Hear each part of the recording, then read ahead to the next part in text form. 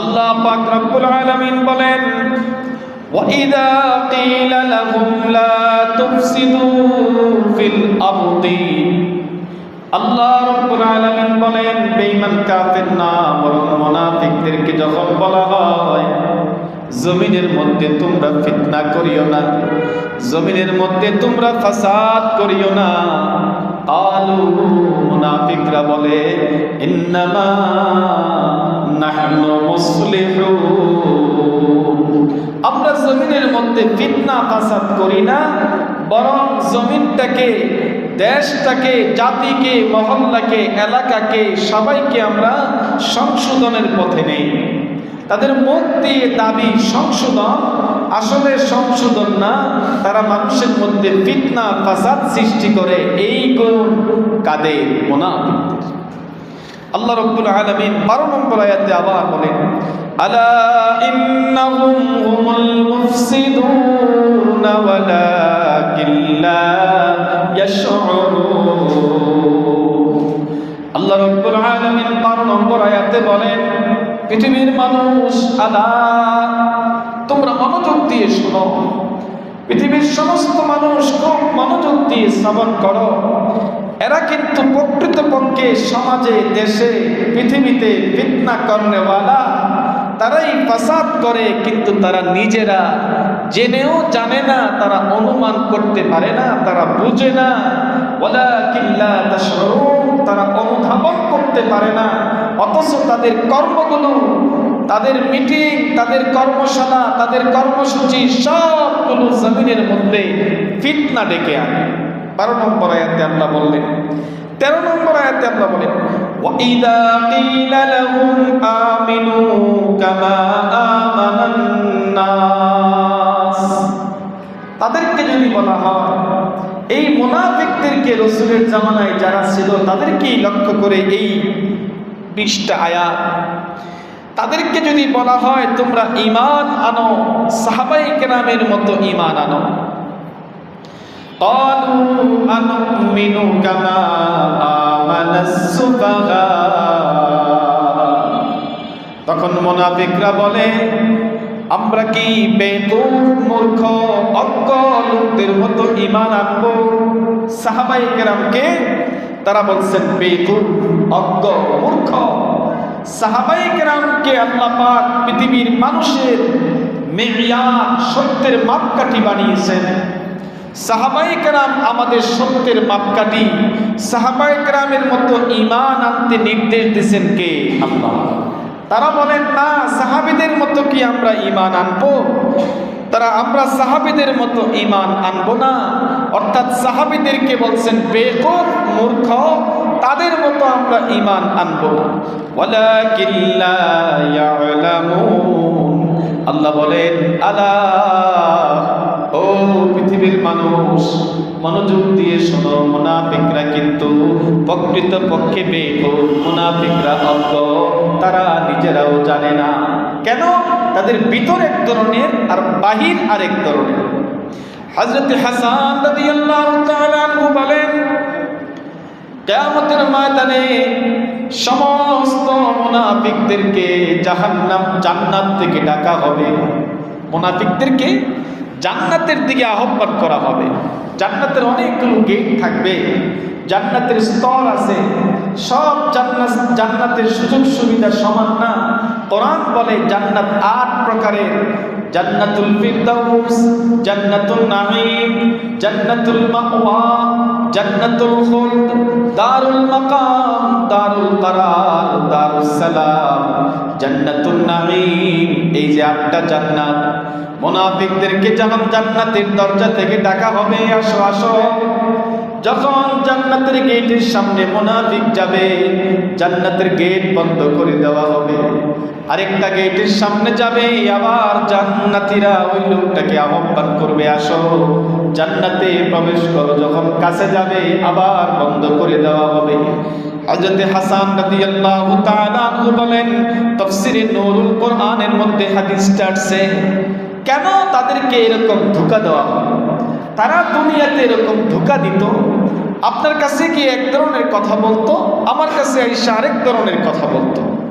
এরা সমাজে বড় ক্ষতিকর, বেঈমান কাফেরদের চেয়েও ক্ষতিকর। একটা হিন্দু, একটা মুশরিক, বৌদ্ধ দিয়ে যা না ক্ষতি হবে, একটা মুনাফিক দিয়ে দ্বীন আর ইসলাম আর প্রতিষ্ঠানের তার চেয়ে অনেক গুণ বেশি ক্ষতি হয়। কথা বলে ঠিক কিনা? মুনাফিক, তাদের আলোচনা আল্লাহ নিজে করছেন। আল্লাহ বলেন তারা মানুষকে ধোঁকা দেয়। وَإِذَا لَقُوا الَّذِينَ آمَنُوا قَالُوا آمَنَّا। 14 নম্বর আয়াতে আল্লাহ বলেন তারা যখন মুমিনদের সঙ্গে সাক্ষাৎ করেন, মুসলমান মুমিনদের সঙ্গে যখন সাক্ষাৎ হয়, তখন কি বলে জানেন? বলেন আমরা ঈমানদার। তোমার দলের লোক মুমিনদের কাছে গেলে বলে আমি মুমিন, আমি তোমার দলের লোক। وَإِذَا خَلَوْا إِلَى شَيَاطِينِهِمْ, আল্লাহ পাক বলেন যখন তারা তাদের বন্ধুদের কাছে যায়, যখন শয়তানদের দলের কাছে যায়, যখন তার দল মুনাফিকদের কাছে যায়, তখন বলে কালু ইন্না মাআকুম। তখন তারা গিয়ে বলে শোনো, নিশ্চয় নিশ্চয় আমি তোমাদের মধ্যে একজন।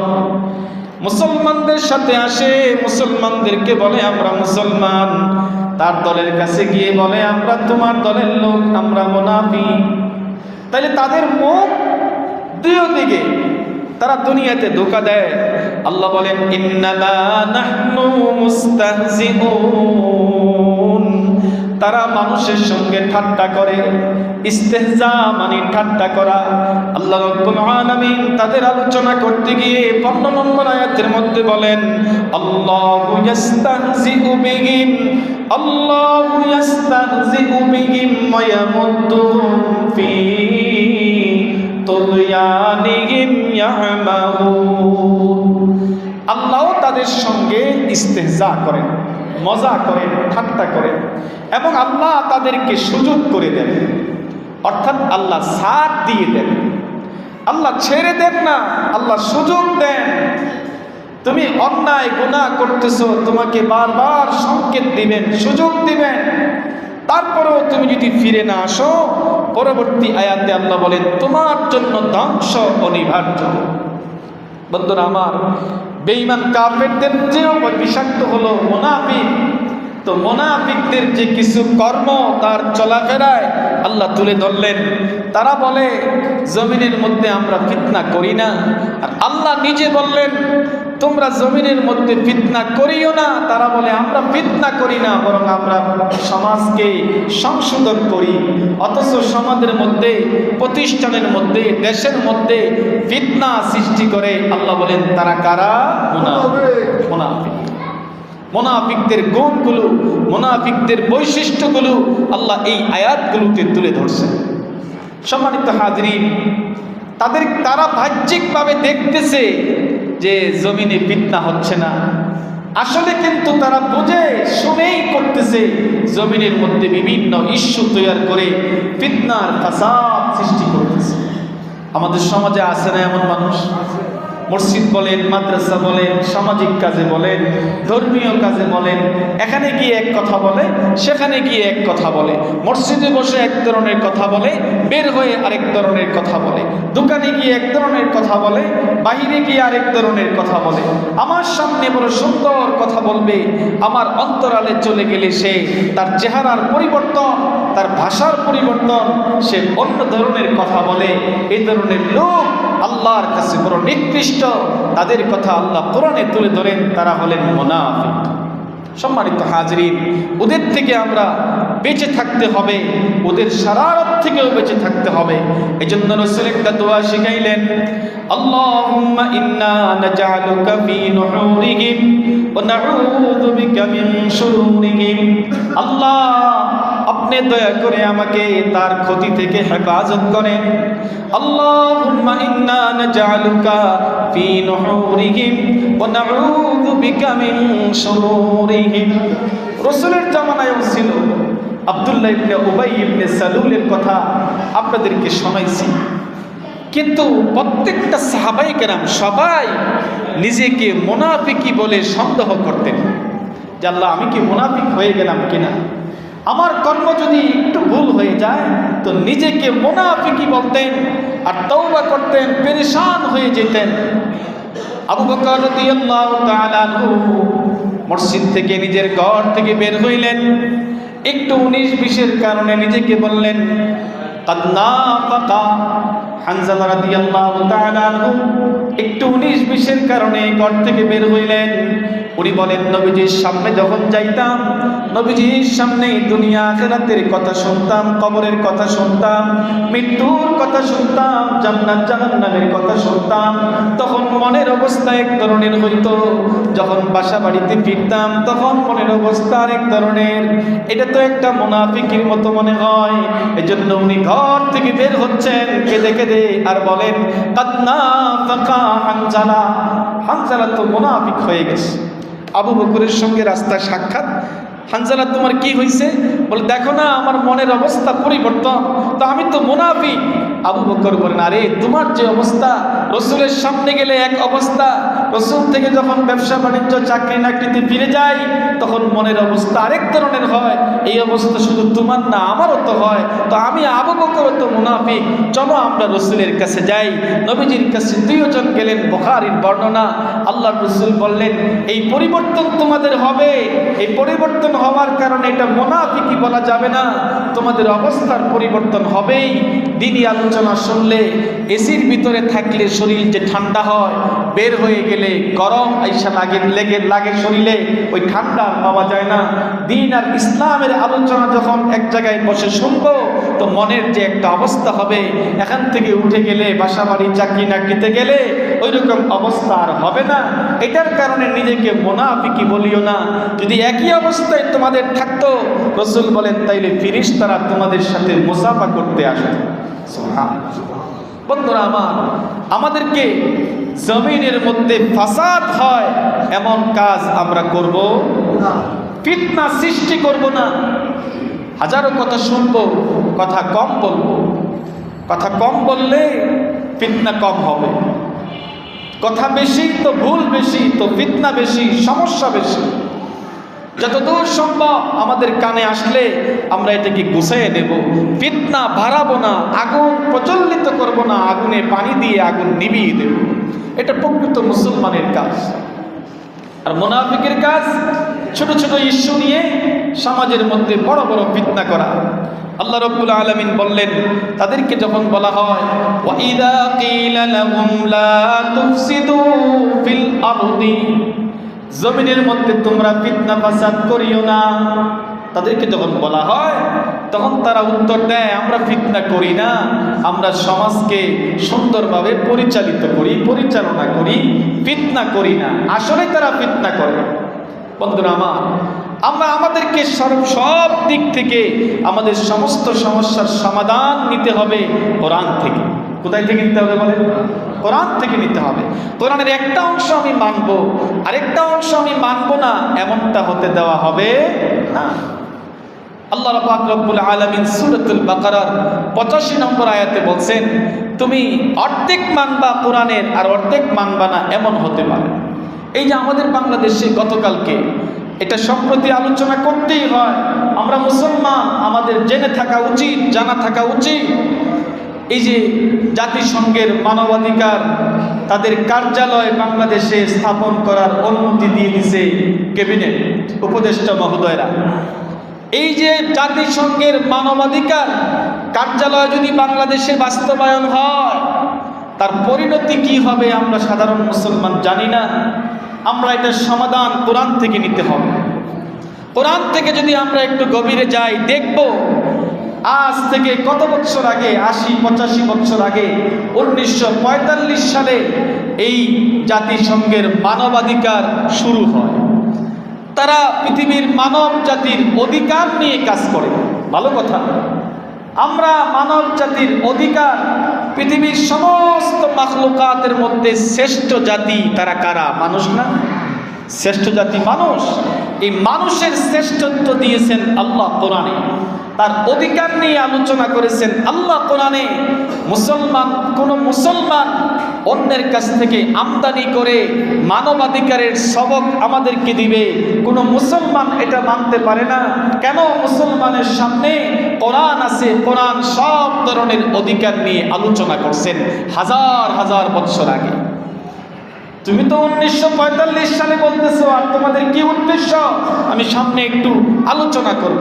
সম্মানিত হাজরিন, আল্লাহ রাব্বুল আলামিন প্রত্যেকটা মানুষের ব্যক্তিগত অধিকার, তার পারিবারিক অধিকার, তার সামাজিক অধিকার, তার রাজনৈতিক অধিকার, সাংস্কৃতিক অধিকার, ধর্মীয় অধিকার, অর্থনৈতিক অধিকার, স্বামী স্ত্রীর অধিকার, এতিম মিসকিনের অধিকার, বিধবা নারীর অধিকার, প্রতিবেশীর অধিকার, কুকুর বিড়ালের অধিকার, পৃথিবীর সমস্ত মাখলুকাতের অধিকার নিয়ে আলোচনা করছেন কে? আল্লাহ। এবং রাসূলের আদর্শ যার সামনে আছে, যার সামনে কোরআন আছে, সে পশ্চিমাদের কাছ থেকে আমদানি করে আর বেঈমান কাফের ইহুদিদের কাছ থেকে মানুষের মানবাধিকার আর জাতিসংঘের মানবাধিকার আমদানি করে আমাদেরকে সবক দিতে হবে। কথা বলেন, সবক দিতে হবে। এই ভারত, পাকিস্তান, ইন্ডিয়া, ভারতবর্ষ যখন ছিল, ব্রিটিশরা আমাদের কাছে আসছিল বণিকের সুরত ধরে, ব্যবসায়ীর সুরত ধরে। তারা আইসা একটা লেভেল দিছিল, একটা কোম্পানি দিয়ে তারা বণিকের সুরত ধরে আইসা আমাদের সব দখল করে গোলামি বানায় রাখছে আমাদেরকে 200 বছর এই ব্রিটিশ। ঠিক তদ্রুপ এখন যদি জাতিসংঘের মানবাধিকার কার্যালয় বাংলাদেশে হয়, তাইলে এটা একটা লেভেল দিয়ে একটা সময় আসবে মুসলমান মুমিন যারা আমরা আমাদের অধিকার তাদের কাছ থেকে নিতে হবে এমনটা না, বরং তারা আমাদেরকে চাপিয়ে দিয়ে অনেক অনধিকারগুলোকে অধিকারে বাস্তবায়ন করবে। কথা বলেন ঠিক কিনা?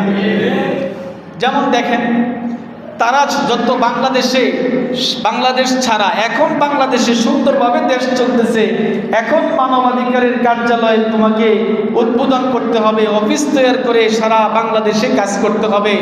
যখন শত শত মানুষকে হত্যা করা হয়েছিল, তখন মানবাধিকারের কর্মীরা কোথায় ছিল? এই 16 বছরে কত লোককে ফাঁসির কাস্টে দেওয়া হলো, তখন আপনারা কোথায় ছিলেন? এত হাজার হাজার মানুষ, ফিলিস্তিনের প্রায় লক্ষাধিক মানুষ গাজা রাফা উপত্যকায় মারা যাইতেছে, সেখানে আপনার মানবাধিকার কোথায়? আফগানিস্তানে মানবাধিকার কোথায়? কাশ্মীরে কোথায়?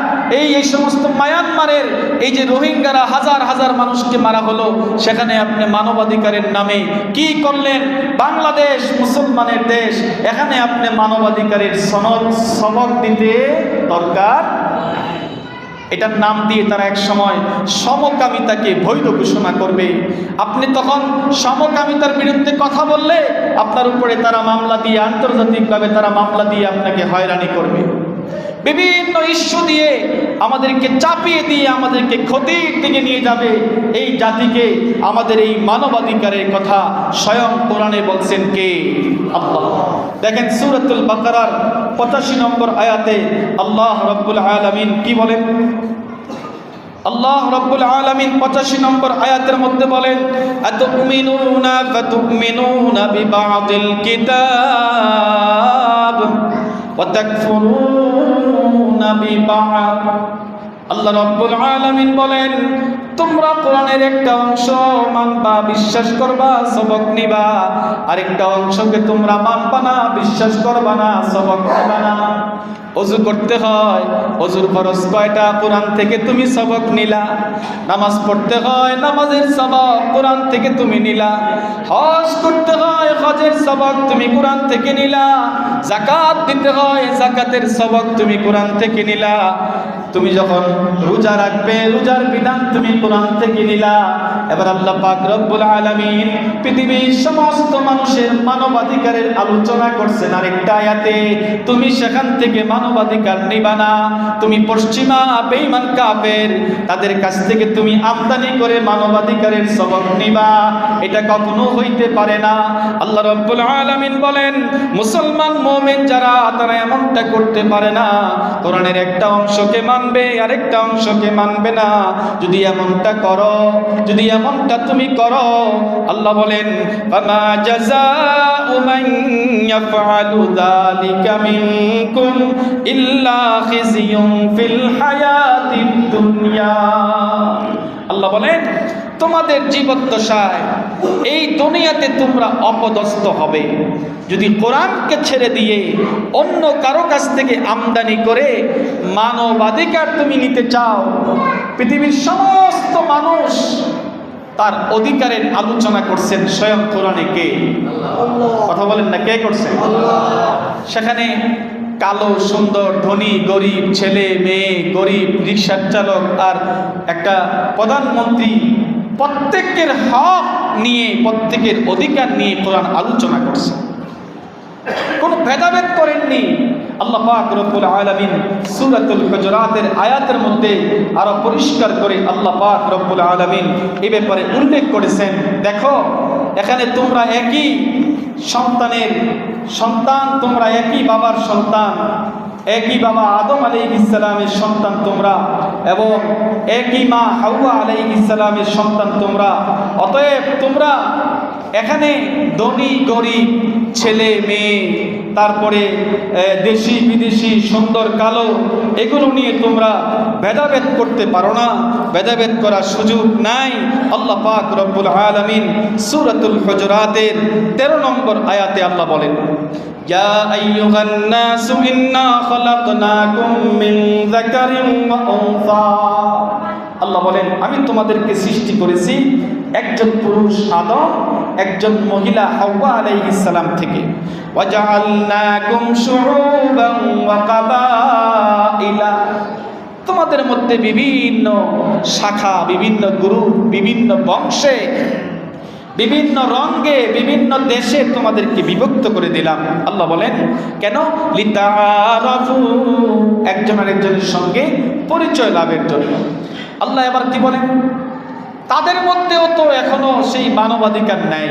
এই যে আমেরিকাতে কালা আর সাদা, তাদের মধ্যে একটা দ্বন্দ্ব আছে না? কৃষ্ণাঙ্গ যারা, কালো যারা, সুন্দর যারা, তারা কালোদেরকে মূল্যায়ন করে না, তাদের অধিকার দেয় না। তুমি মানবাধিকার শিক্ষা দেওয়ার জন্য বাংলাদেশে আসতে হবে না, তোমার দেশেই তুমি আগে মানবাধিকার ঠিক করো। ইসলাম আমাদেরকে বলে দিয়েছে কার কি অধিকার।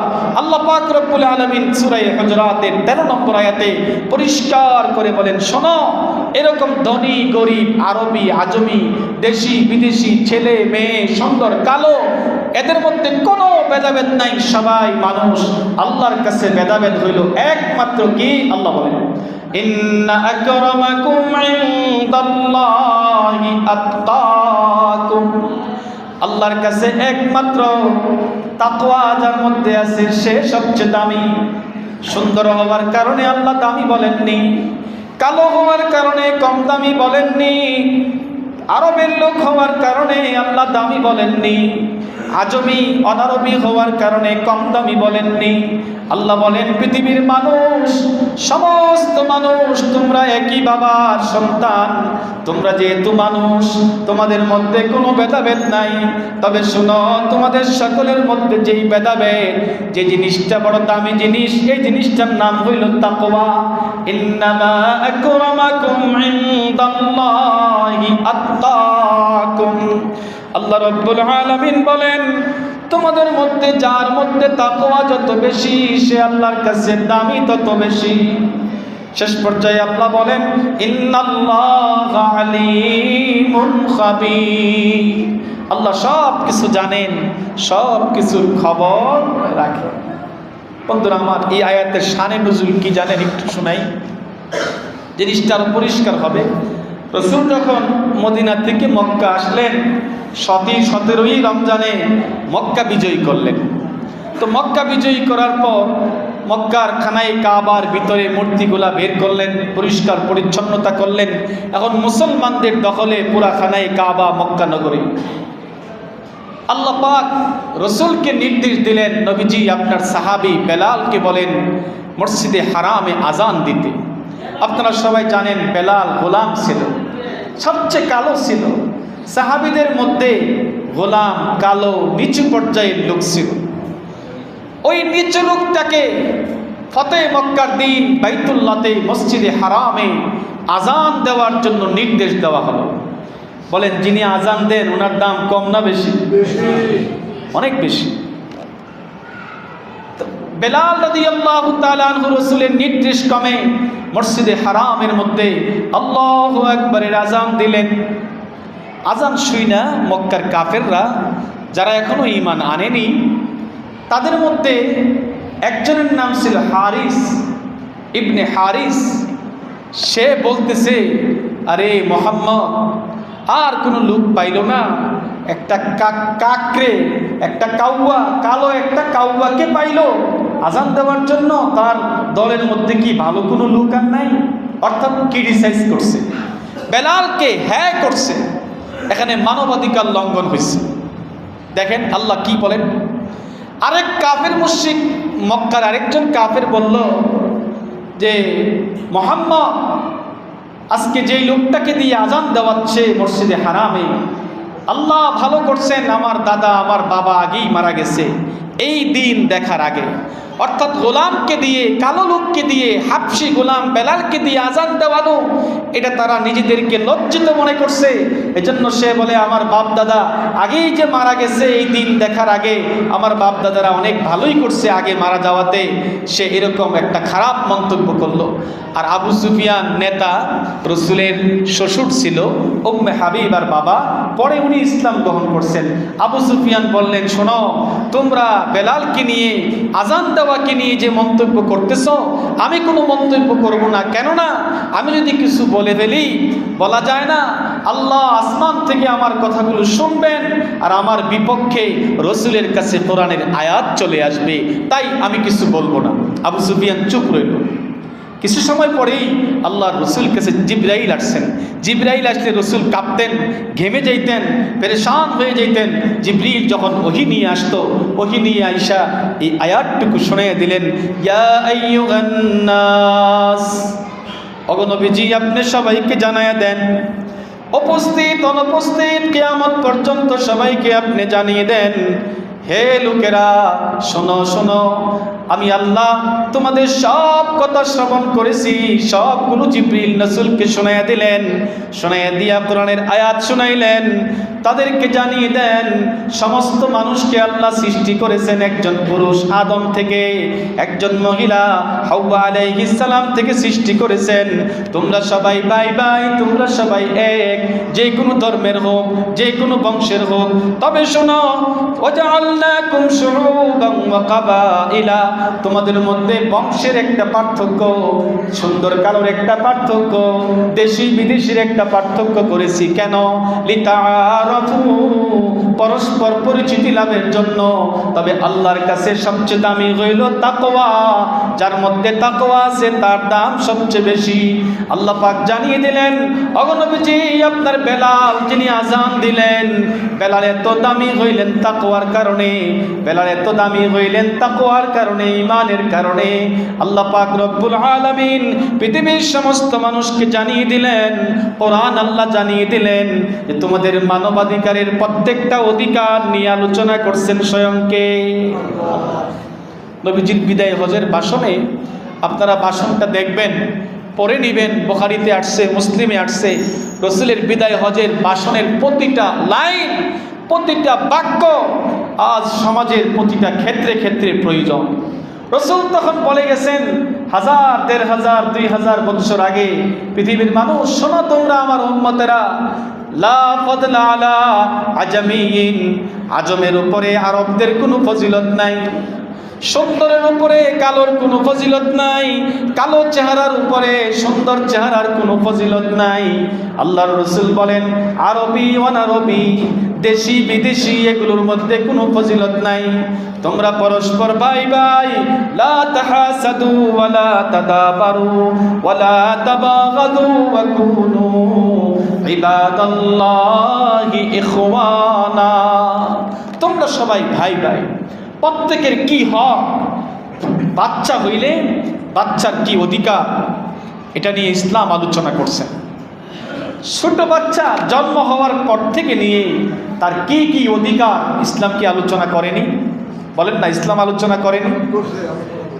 তার দুধ কিভাবে খাবে, কতদিন খাবে, তার মা বাবা তাদের কি অবস্থা হবে, সে বড় হইলে তার কি অধিকার, 7 বৎসর বয়সে তার কি অধিকার, এবং কি বড় হইলে যৌবনকালে তার কি অধিকার, সম্পদের ব্যাপারে কি অধিকার, সম্পদ অর্জন করা ব্যয় করার ব্যাপারে কি অধিকার, তার ব্যক্তিগত স্বাধীনতা, তার বাক স্বাধীনতা, তার পারিবারিক অধিকার, তার রাষ্ট্রীয় অধিকার, তার সামাজিক অধিকার, তার সিহায়ে সিত্তা বলে, অর্থাৎ তার যে মৌলিক অধিকার আছে, বস্ত্র, অন্ন, বাসস্থান, চিকিৎসা, শিক্ষা, এই যে তার মৌলিক যে অধিকারগুলো আছে, প্রত্যেকটা অধিকারের নিয়ে আল্লাহ পাক আমাদেরকে কোরআনের মাধ্যমে, রাসূলের সুন্নতের মাধ্যমে আল্লাহ আমাদেরকে শিক্ষা দিয়েছেন।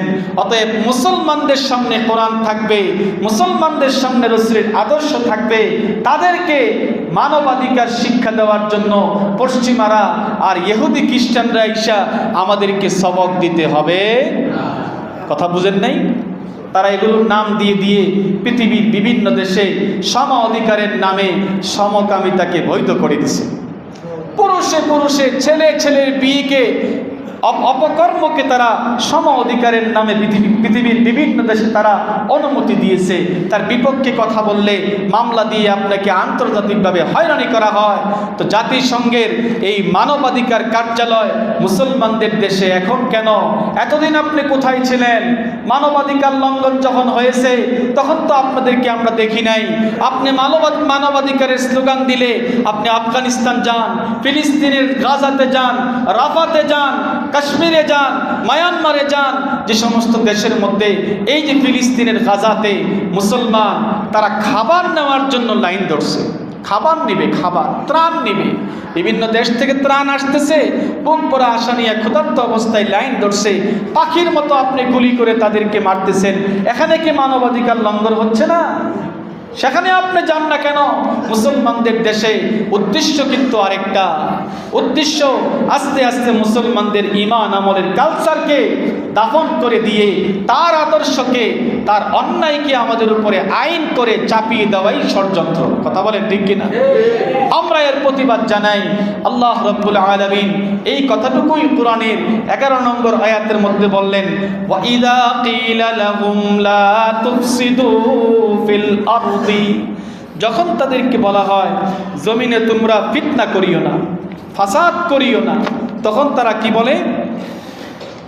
ক্বালু ইন্নামা নাহনু মুসলিহুন, নিশ্চয় আমরা ফিতনা ফাসাদ করব না, বরং আমরা সমাজকে সুন্দরভাবে পরিচালিত করব। মুখ দিয়ে বলবে একটা, আসলে উদ্দেশ্য কি? তার আইন শোনেন, স্বার্থ ছাড়া, তার নিজস্ব কোনো স্বার্থ ছাড়া এক কদম সামনে আগায় না এই সমস্ত ইহুদি খ্রিস্টানরা। কথা বলেন ঠিক কিনা? সারা পৃথিবীর ক্যান্সার আমেরিকা আর ইসরায়েল। আমি কি ভুল বলছি? আপনার শরীরে যদি ক্যান্সার হয়, এই অঙ্গকে কেটে ফেলতে হয়। সারা পৃথিবীর ক্যান্সার এই আমেরিকার, ইসরায়েল, ইহুদি খ্রিস্টান তাদের চক্রান্তে আমরা যদি পা দেই, আমরাও ক্ষতিগ্রস্ত হব। আমাদের পরিবার, আমাদের সমাজ দ্বীন ইসলামের তামাদ্দুন তাহাজ্জুদ থেকে অনেক দূরে চলে যাবে, তারা পথভ্রষ্ট হবে, ক্ষতিগ্রস্ত হবে। মেয়েদের অধিকার নিয়ে আলোচনা করো, তারা আস্তে আস্তে কোরআনে হাত দিবে। কোরআনে আল্লাহ পাক মেয়েদের সম্পদ কতটুকু পাবে, একটা মেয়ে, একটা ভাই কতটুকু পাবে, একটা বোন কতটুকু পাবে, এই বিধান ঠিক করে দিয়েছেন স্বয়ংকে আল্লাহ। তুমি এখানে এসে হাত দাও কেন? তুমি যদি সম অধিকারের নামে, তুমি তো দেখো না মেয়েরা পাচার হয়ে বিভিন্ন দেশে বিকৃত হচ্ছে, সেখানে তোমাকে দেখি না। মেয়েরা ইফতিজিং, মেয়েরা বিভিন্ন নির্যাতনের শিকার হচ্ছে, সেখানে তোমাকে দেখি না। মেয়েদের সম অধিকারের নামে তুমি মেয়েদের উত্তরাধিকারী সম্পদকে কতটুকু পাবে, এখানে আইসা তুমি কোরআনের মধ্যে হামলা করো।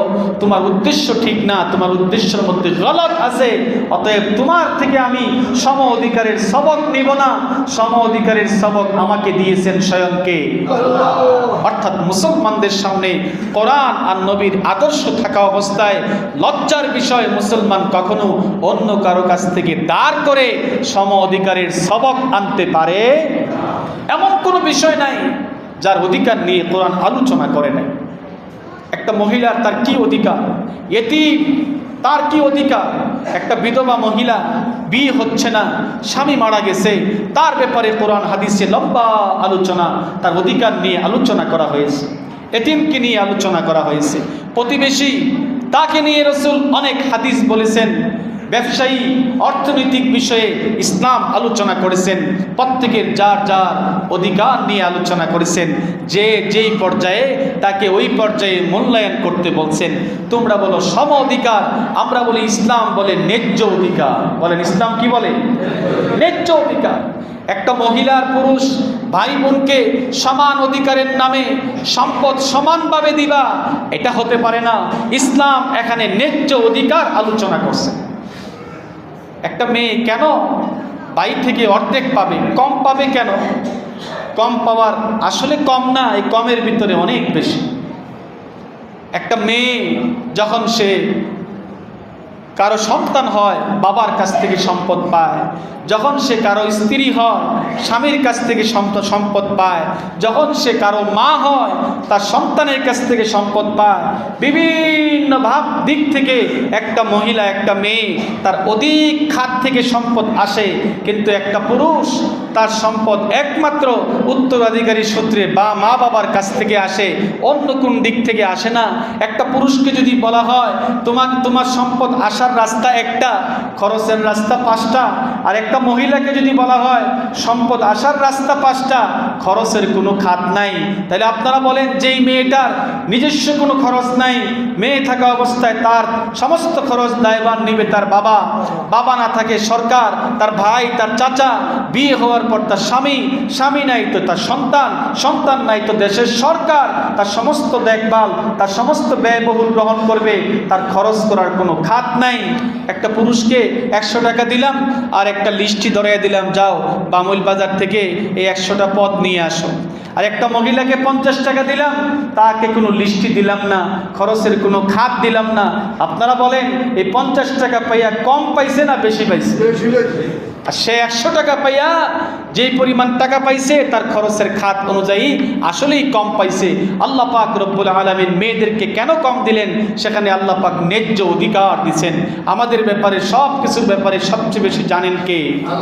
যিনি আমাকে বানিয়েছেন তিনি জানেন। সূরা নিসার এই আয়াতে আইসা তুমি মানবাধিকারের নামে এখানে তুমি হামলা করো, এখানে তুমি প্রশ্ন তুলো, তোমার এই মানবাধিকারের শিক্ষা কোরআন থাকতে রাসূলের আদর্শ থাকতে আমরা গ্রহণ করতে পারি না। সংক্ষিপ্ত বললাম, অনেক আলোচনা। আল্লাহ যদি আমাকে তৌফিক দেয় আগামীতে ইনশাআল্লাহ আরো আলোচনা শুনবো। আমরা মুনাফিকদের গুণাবলী আলোচনা 15 নম্বর আয়াত পর্যন্ত আসছি। আল্লাহ তৌফিক দিলে ইনশাআল্লাহ গোলামকে আগামী জুমায়ের পর থেকে আলোচনা হবে। আল্লাহ আমাকে আমাদের সকলকে কোরআনের সঠিক মর্ম বুঝে বুঝে আমল করার তৌফিক দান করো। গত শুক্রবারে আপনারা দান করেছেন 5192 টাকা। আল্লাহ তাআলা আমাদের সকলের দানকে কবুল করেন। মরহুম হাজী মুজিবুল্লাহ সাহেবের স্ত্রী অসুস্থ, মেডিকেলে ভর্তি, দোয়া চেয়েছেন।